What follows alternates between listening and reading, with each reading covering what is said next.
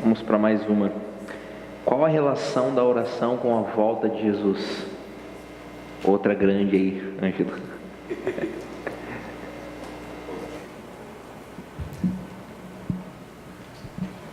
Apocalipse 5 e Apocalipse 8. Na verdade, Apocalipse 5:8 e Apocalipse 8:5, se eu não me engano. Fala algo bem interessante. Apocalipse 5 fala sobre 4 também, sobre taças de ouro cheias de incenso, que são as orações dos santos. E depois, se não me falha a memória, em Apocalipse 8, você tem um evento onde um anjo, ele vai pegar fogo ou brasa de fogo do altar, ele vai lançar no incensário, e ele vai jogar o incensário, que tem as orações dos santos, na terra.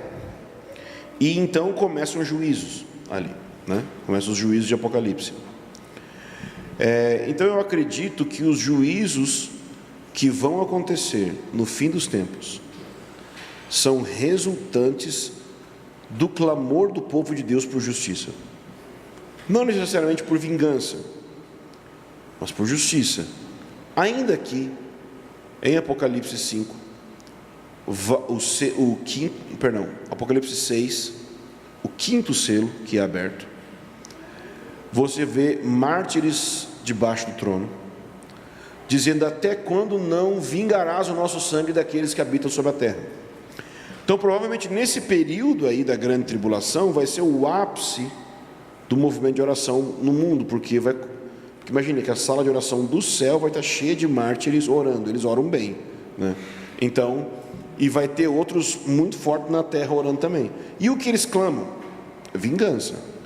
Mas eu acho que é uma vingança muito bíblica, uma questão muito ligada com Lucas capítulo 18, sobre clamar por justiça, para que Deus faça justiça. E se ele demorar em fazer justiça, é porque está acumulando para o fim dos tempos. Porque ele diz: quando o Filho do Homem vier, em Lucas 18, né? Achará fé na terra. O contexto ali é: quando eu voltar, vai ser o momento que eu vou responder a sua oração. Parece que ele está dizendo que muito do que a gente está orando não vai ser respondido agora, vai ser respondido com ou em forma de juízo quando ele voltar, ou de justiça, né? Quando ele voltar. Então eu penso que nossa oração, vou ser meio herético aqui, nossa oração traz a grande tribulação, ou é matéria-prima dos juízos de Deus para a grande tribulação. Eu acho isso.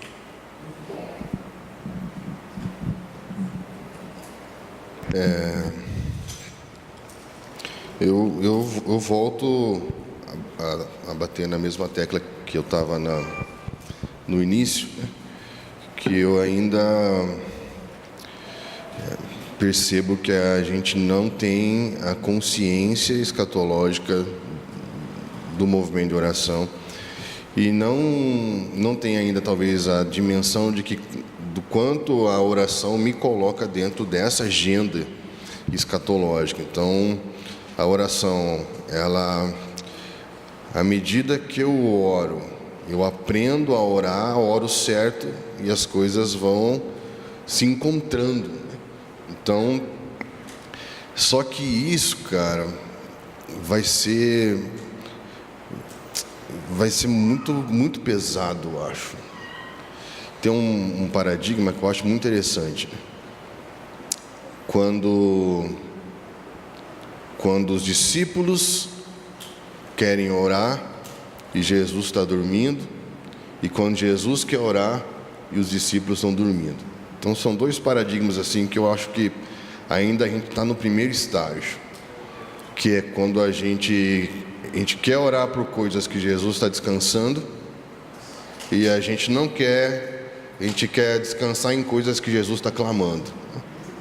Então, quando o meu barco, meu negócio, minha família está aparentemente colocada à prova, eu clamo, Jesus está descansando, porque Jesus descansa na palavra de que vai chegar do outro lado. Então, se Ele fala, eu tenho que descansar no que Ele falou. Então, eu não vou clamar para que as minhas coisas sejam salvas, porque se eu clamo para que as minhas coisas sejam salvas, eu não tenho o senhorio dEle. Entende? Sim. Porque no senhorio dEle está tudo a salvo. Então eu não vou me desesperar por coisas que eu tenho que descansar. Você descansa. Mas quando ele está no momento chave do Getsemane, que ali o que está envolvido é o plano de Deus, é o ápice, né, dessa encarnação, da redenção, nesse momento as coisas ficam pesadas, ficam densas. Então eu fico pensando, se a gente tem compreensão da densidade espiritual dessa dimensão de oração escatológica, né, que fala de coisas, de uma agenda que estão se cumprindo, e nessa hora eles não aguentam peso. Eu vejo até que não era uma má vontade, mas não há, é pesado, cara. Então eu fico pensando até que ponto a gente entende que essa oração, para responder a uma agenda dos últimos dias, tem essa pressão, né? Entrar nesse lugar de pressão, e até que ponto a gente geme por isso, porque Paulo fala de gemido, não é uma oração comum. Até que ponto a gente tem essa ambição, como ele fala em Coríntios? Quais são as características de alguém recriado? Que ele fala que se alguém está em Cristo é uma nova criatura. Ótimo, mas ele está concluindo, portanto. Então quer dizer que desde o versículo 1 tem as características de alguém que foi criado de novo, e uma delas é que ele geme por ser revestido, absorvido pela vida que é indissolúvel e indestrutível. Então aqui eu vejo que a gente tem que tomar muito cuidado para não trazer o espírito da pós-modernidade, que é aquela questão sensorial, do prazer, da boa vida, essa coisa leve, uma coisa que tem que ser pesada. Então, não ouço gemidos, isso me preocupa. Só ouço gemidos quando a gente tem problema. Então talvez a gente está vivendo um momento errado. Não gemidos para ser revestido. Eu acho que a gente está tentando, é como se a gente estivesse tentando pensar o que Adão era a partir do homem que a gente se tornou. E Adão não cabe no homem que sou, mas olhando para Adão vai despertar o desejo pelo homem que eu fui criado para ser, porque o homem que eu fui criado para ser tem uma glória superior a Adão, que era muito mais glorioso do que o homem pequeno que a gente se tornou. Então eu tentar fazer Adão caber no que eu me tornei não me faz gemer. E quem geme? Quem sente dor? Quem sente dor? Quando tem um espírito que não cabe num corpo de carne. Porque quando algo começa a crescer dentro de uma coisa que não suporta ele, isso dói, velho. Não é? Por que Paulo sente dor ao ponto de gemer? Porque o homem espiritual cresce a cada dia num corpo de carne que enfraquece a cada dia. Como que uma coisa forte cresce numa coisa fraca? Isso gera pressão, isso gera dor, isso gera desespero.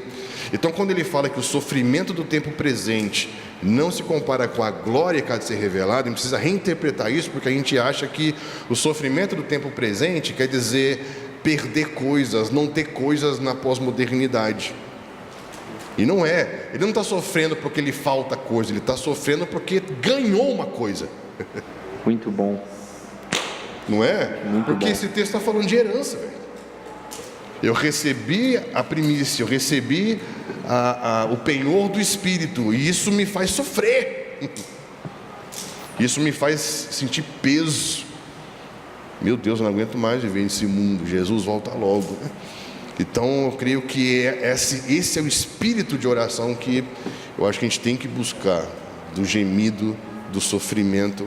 Não esse sofrimento que nos anos 80 as agências missionárias passaram para a igreja. A gente está lutando contra isso, né? Do aliciamento missionário. O que é aliciamento? É o que você sofre no semáforo. O que acontece no semáforo? O cara te conta uma história triste para você dar dinheiro para ele.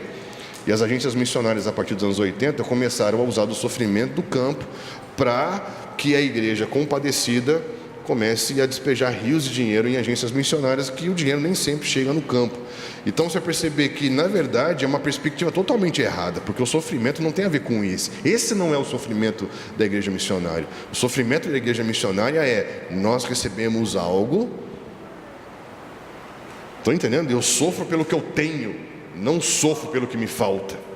Porque viver a experiência, experimentar a boa, perfeita e agradável vontade de Deus me faz gemer por aquilo que vai ser para sempre, por aquilo que vai ser perfeito. Então, quando eu expliquei para minha filha, ela tinha na época 12 anos, como será, né? De maneira bem simples, ela olhou para mim assim e falou assim: pai, isso tem que acontecer logo. Eu falei assim: entendeu? Não é? Porque a gente não tem esse anseio, a gente não tem esse gemido, a gente vive um romancismo pós-moderno dentro da nossa perspectiva de oração, e a gente tem que tomar muito cuidado, porque o espírito dos profetas e dos apóstolos é diferente, cara. Por isso que as escrituras dizem que nós não sabemos orar. Volta para isso. Que é o espírito da oração. Sempre é nosso prazer. É o espírito da oração, né?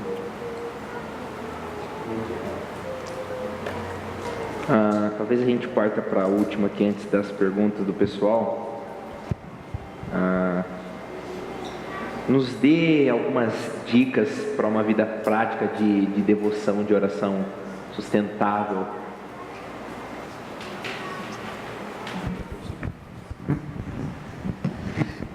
Eu acho que tem algumas coisas que a gente tem que responder e aí, tipo assim, preencher na lista para ter uma vida de oração saudável. Quem, quando, onde e o que? Quem? A quem a gente ora? Se eu não tiver um entendimento claro de quem Deus é, e eu orar, então, de uma perspectiva do que eu imagino que Deus é, mas não realmente de quem Deus é, eu não vou ter uma oração sustentável. Por quê? Porque eu vou ser minha própria base de oração e não o Deus que existe. E qual é a base, ou qual é o aspecto, o atributo, o caráter de Deus fundamental para a oração? Paternidade.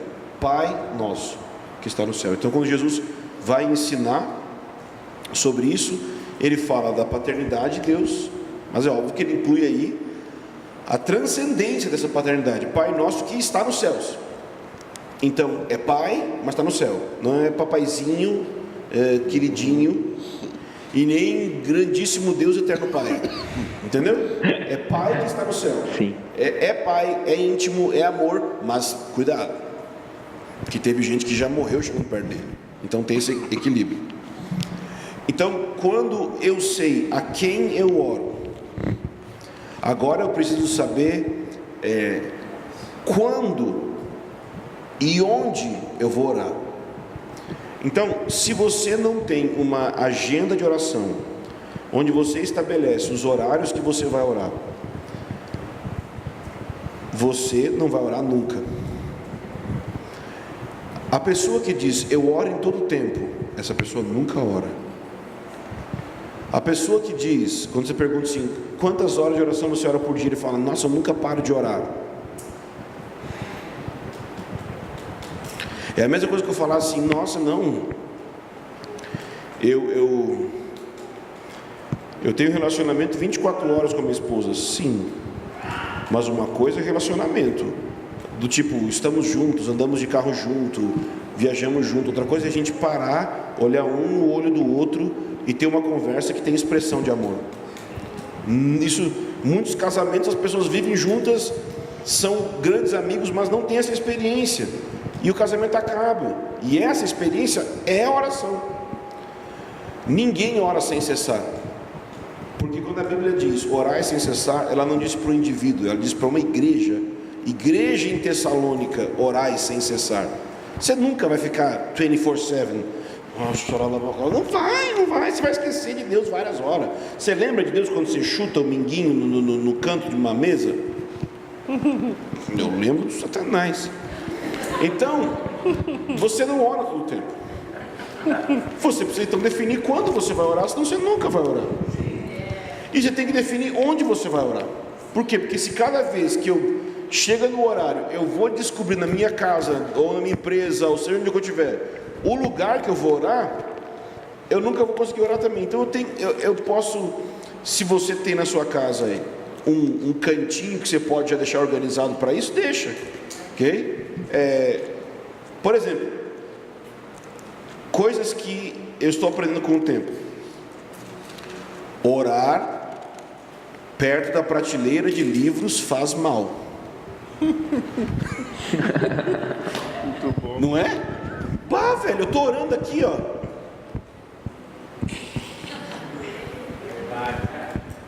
Aí parou de orar. Ou pelo menos e acontece o que? Eu sou uma pessoa um pouco ansiosa.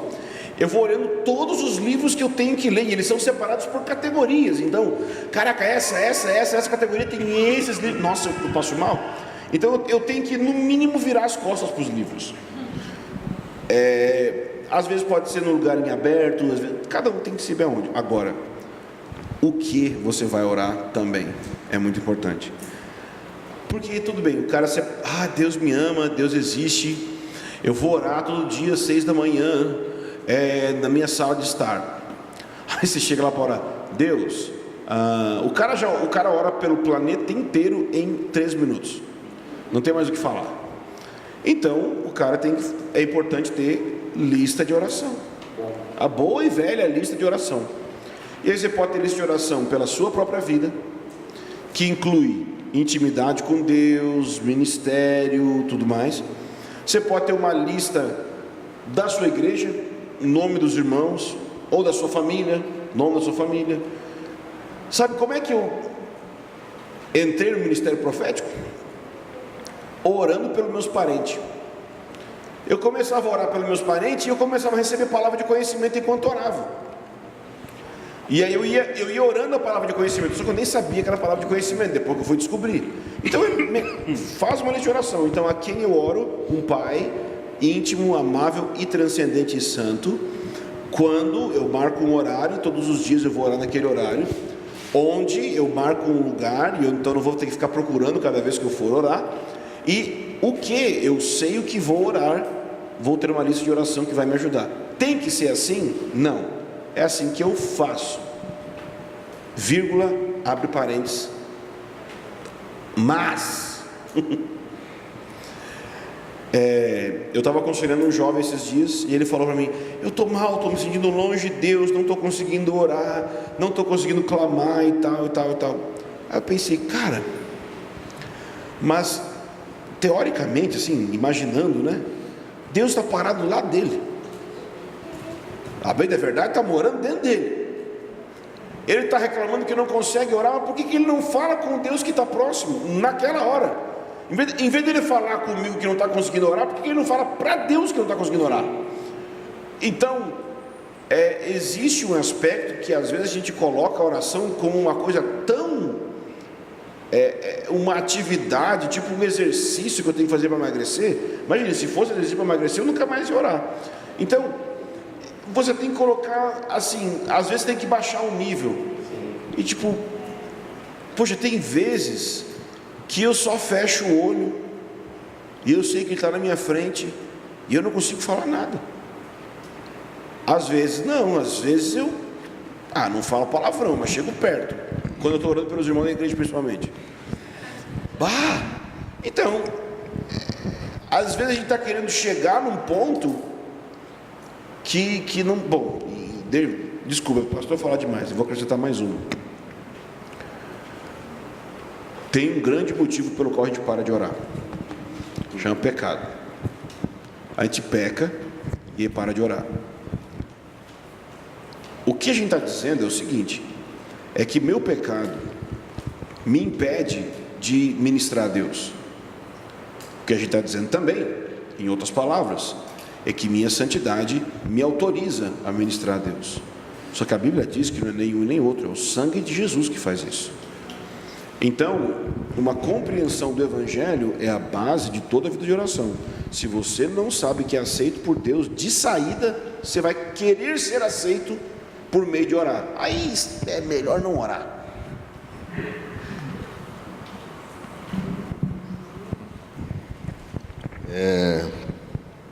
Eu queria passar aqui algumas coisas práticas que eu acho bacana em cima de Êxodo 34, que é quando Moisés sobe a segunda vez para ali então receber as tábuas, né?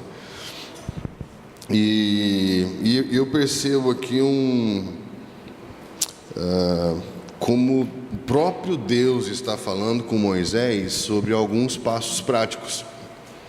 Então, o primeiro passo prático aqui que eu acho interessante, ele fala: corta 2 placas de pedra.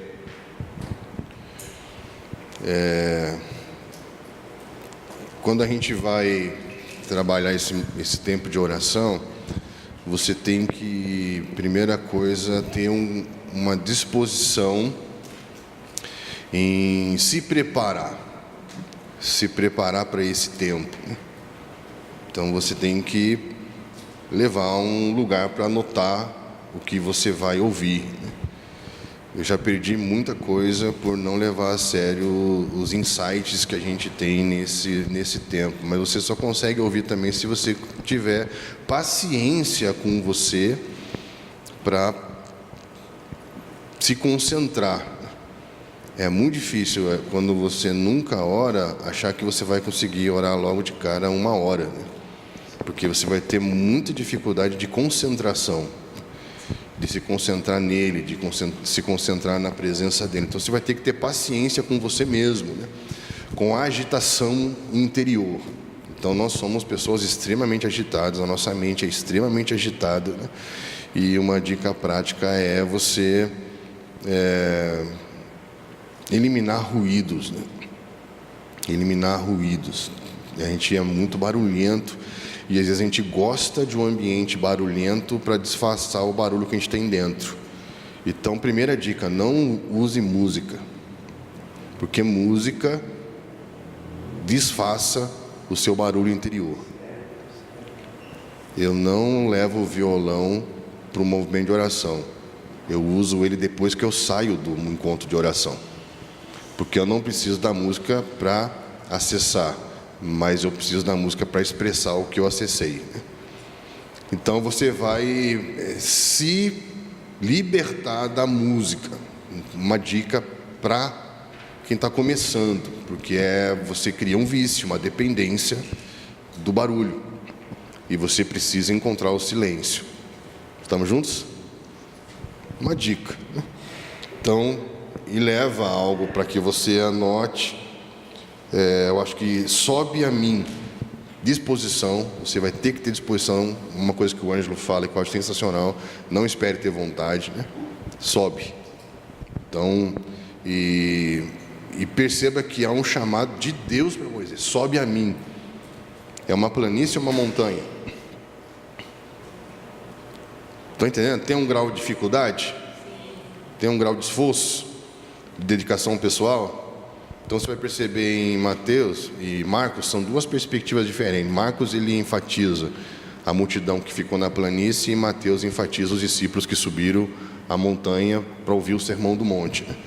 Então os discípulos sempre são aqueles que vão de alguma maneira viver algum tipo de esforço e de dedicação pessoal, até que, não que eu já tenha alcançado, mas algumas pessoas falam que isso é possível, que você ore sem precisar se esforçar para isso. Eu ainda preciso. Versículo 2. Fica preparado de manhã. Então acho que isso o Ângelo falou. Quando? Então perceba qual que é o seu melhor horário. Eu tenho 4 mulheres em casa. Então não dá para ser durante o dia, de jeito nenhum, né? Então é de madrugada, meu horário. Mas você vai ter que entender qual é o horário que aqui Deus estabeleceu um horário. E aqui algo muito interessante, ele diz: subirás ao Monte Sinai e lá me aguardará. A espera. Não tenha pressa. Entende? Esse vai ser o pico da ansiedade, da crise. Porque você já falou tudo que tinha que falar e agora você tem que esperar. Não é? Então fala: se prepara, leva um negócio para anotar, você vai ter que se esforçar, e quando chegar lá, vai ter que esperar. Me espera. E aí que é a luta pela concentração no silêncio. Isso faz sentido para você ou não? Ele diz: ninguém te acompanhe. Outra coisa que a gente vai se libertar é da nossa dependência da oração coletiva.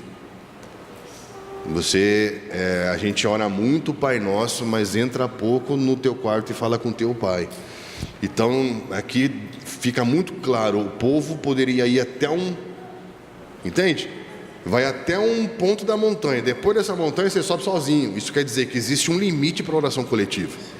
A oração coletiva você consegue alcançar até um nível da sua revelação de Deus, da sua relação com Deus. Chega a um nível que você tem que romper. Então não quer dizer que você vai viver só na oração pessoal, não. A oração pessoal ela vai trazer sentido para a oração coletiva, mas eu não posso depender da oração coletiva, orar só quando tem turno na casa, ou orar só quando tem vigília. Então isso gera uma limitação no serviço da oração, né? E aqui ele fala, nem ovelhas, então, ou seja, não é um lugar de você levar trabalho, coisas. Fecha a porta na cara da rotina, das preocupações e dessas coisas todas. E depois ele fala aqui também, que é a parte que eu mais gosto. Então o Senhor desceu. E o que acontece quando ele desce? Ele louva, começa a falar dos atributos dele: compassivo, misericordioso. Deus pediu para que ele fizesse isso? Não. Então, você tem que pedir para uma igreja louvar? Não, você tem que ensinar ela a esperar ele vir. Porque quando ele está no lugar, o louvor flui. As pessoas começam a falar bem dele. Entende? Então, eu percebo que falta muito repertório com relação aos atributos de Deus. Isso quer dizer que a gente se encontra pouco com ele. Não é? Eu tenho pouca coisa para falar sobre alguém que conheço pouco. Então, eu vejo aqui, que me deixa impressionado, que ele fica 3 versículos, Moisés, falando dos atributos. Você é isso, você é aquilo, você... Até que, versículo 8, ele começou a adorar. Caiu de joelhos, se curvou e adorou a Deus. Deus não pediu nada disso, mas isso fluiu só pela percepção e a clareza de que o Senhor estava ali. Entende? Então o primeiro estágio é: se prepara, se esforça, espera, fica sozinho. A recompensa de tudo isso é quando você percebe que ele está ali, que ele vem, né? E aí começa a falar, louvar, começa a adorar e termina, que eu acho sensacional, que é muito diferente, né, do individualismo pós-moderno profético, né, que você não termina o seu momento de oração falando sobre você. Ele termina intercedendo pela nação. Ele termina intercedendo. Eu rogo que o Senhor vá conosco. Eu rogo que o Senhor perdoe esse povo. Eu rogo para... Entende? Ele entrou tanto na dimensão do plano de Deus que ele termina... Então, como que eu sei que no meu período de oração Deus veio? Se você terminou orando por aquilo que está queimando no plano dele. Nações, né? Se eu terminei suplicando, talvez eu não tenha nem começado a orar ainda, né? Porque Paulo fala de súplica, oração, intercessão e ações de graça. Então, algumas dicas práticas em cima desse capítulo aqui que eu acho sensacional, né?